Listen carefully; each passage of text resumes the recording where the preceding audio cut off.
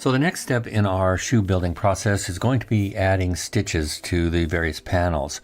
But before we do that, I want to introduce you to the stitching tool. If you're not familiar with it, it is a really cool feature of Modo. So the first thing I'm going to do is I'm going to go over to my spheres, and I'm just going to add a new sphere there to a new layer, and hit Shift Tab to make sure it's a Catmull Clark. Then I'm going to shrink it down. I'm going to resize this and bring up my measurements here and bring it down to roughly the size of a shoe, which is what, about 9-10 inches, right around there in diameter. Yeah, that's good. Okay, so next thing we will do is I'll go to my edges. I'll double click on one of the edges there, and I will hold the Control key, deselect those, and just select these guys here. And I'm going to run a stitch along this edge here.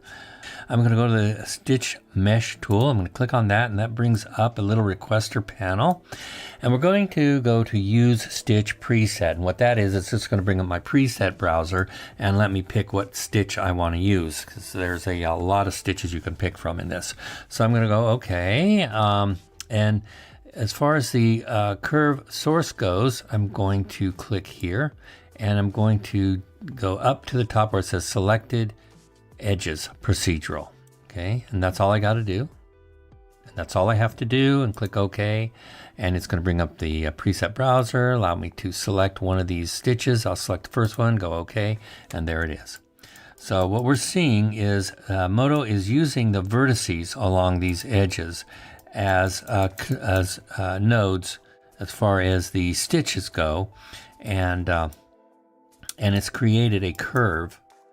Let's go here, curve source, and there's the curve that it created for these stitches. Now, is that curve editable? Not really, because it's a procedural curve. So if I have edges that are very close approximation of where I want the stitches, I'll do it using this method. Otherwise, I will create my own curves along the surface of the object to act as the stitching guide. So let's do that real quick. Let's go to a fresh layer, an empty layer. In this case, there was one already here called Mesh. And I'm going to select a curve. Now, the stitch tool doesn't care what type of curve I choose, whether it's a spline curve here, or a Bezier, or a B-spline. It doesn't really care. So I'm just going to pick the regular curve. But I'm going to make sure my mesh constraint is on here so that my curve sticks to the surface as closely as possible to the surface of the sphere. And there, let's just do that one. Okay, so there is my curve, and I'm going to just go ahead and rename this mesh just so that I know and keep things straight. Okay, there we go. Now I'm going to go back to the tool. I'm going to do click on Stitch Mesh and use Stitch Preset. And this time I'm going to say Curve Mesh Source, Existing Mesh. And it's going to ask me, well, which existing mesh is it? And it's called curve. That's the curve I want to use. I'll click OK. And I'm going to select, let's select this fat one.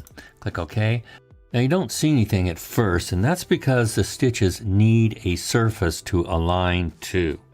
When we create our own curve, it doesn't know what mesh we're trying to align to, and that would be the sphere. So right here where it says source curve is a curve, alignment mesh, it needs to be the sphere, and there it is.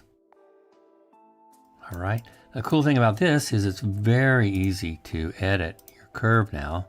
And notice that as I edit this, you know, these curves, these stitches stick to the sphere. Even if I turn off my background constraint, and let's go back to the polygons again, and let's pull it out away from the mesh, but the stitches still stick onto the sphere. All right, so that's pretty cool. The other thing we could do, let's look at some of the other parameters here real quick. The parameters for adjusting the curve are in the parent locator item here. or they're actually in the properties panel, but you have to select the parent locator of the stitch item. And so we can at any time, of course, change the preset. If we don't like that fat curve, we want a long, thin one, click OK. That changes that. You can even make your own stitch. That's not a problem. You just make a model of the stitch. You only need one, and center it in the very center of your scene. If we go into here, if we look real close, I'll turn off the sphere. You can see there's our stitches right there. Go to items. There they are. Oops. Zoom in real close. There we are. There's the two stitches. And you can also change these as far as modeling goes. You can change the shape of these prototype models, and it will change your stitch. So anyway, so that's pretty cool. The other thing we can do is we can adjust the size and placements of the stitch. Right now the gap is at 100%. If we increase or decrease that gap, you can see the gap between the stitches are changing, or is changing. So there's another cool feature here called surface offset, and that allows you to change the offset away from or a little closer to the surface of the object that the stitches are attached to. And the reason for that is sometimes you might build a little trough or a little ridge for the stitches to sit on. So let's move on, and let's look at different stitch types too. Let's go to add double stitch, and look what we've got there.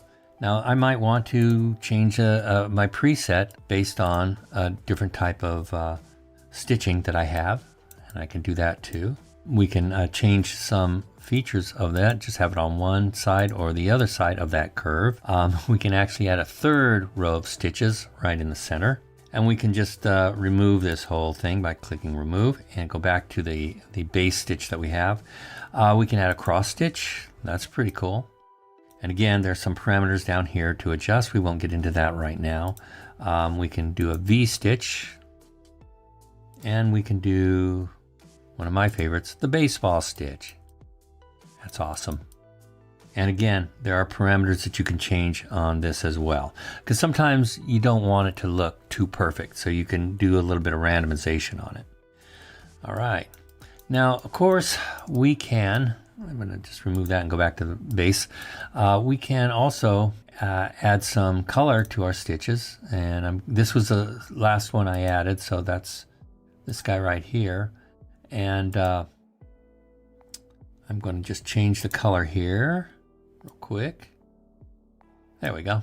And you'll notice if you look real close, you can see some sort of a threading on here. Now, OpenGL doesn't really show it correctly, so I'm going to start up my preview render right there and just zoom in here. How's that? There we go. And if you look real close, you can see that there is a little wind on each of the threads, makes like it's made up of other threads. And so that's pretty cool. So when you want to get real close to it, I'm going to turn off the specular amount here so it makes more of a flat color. All right. Yeah, so that's pretty cool. The other thing is that, you know, when certain types of stitches and certain type of sewing devices will add holes, and you can see those holes. They're very visible in the stitching on the material that the stitch is in. So we could go back here to the curve parameters, or the stitching parameters, all the way to the bottom here. Let me go to that properties here. All the way to the bottom, you can click on add stitch holes. If I click that, look at that. It added little holes, or little divots, if you will, for where the holes would be. Now, if you're really close to your shoe and you need to see those holes with a little more definition, you can go to the shading up here, and we'll get into this a little bit later. And instead of bump map, we'll right click and we'll change that to, let's see, displacement. And you can see it's much more pronounced now. And sometimes you need to get that close. And as with all displacements, you just want to be sure that you go into the render settings and click at the very bottom displacement as bumps, and that smooths that out a lot and gives much more pronounced stitching holes there. But yeah, so that's the stitching tool in a nutshell, but we'll get into it in the next video in more detail. Stitches are actually considered replicator items, and by default Modo shows replicators as just bounding boxes. And it's sometimes really hard to gauge what your stitches actually look like when they just look like little boxes. So if you click on the little cog up in the upper right hand corner, or hit the O key to bring that panel up, if you go to the top drawing and control edge tab there, and look here where it says replicators, it's set to none. Just set that to all. Now your replicators show up as stitches, or at least the model that's representing them as a prototype.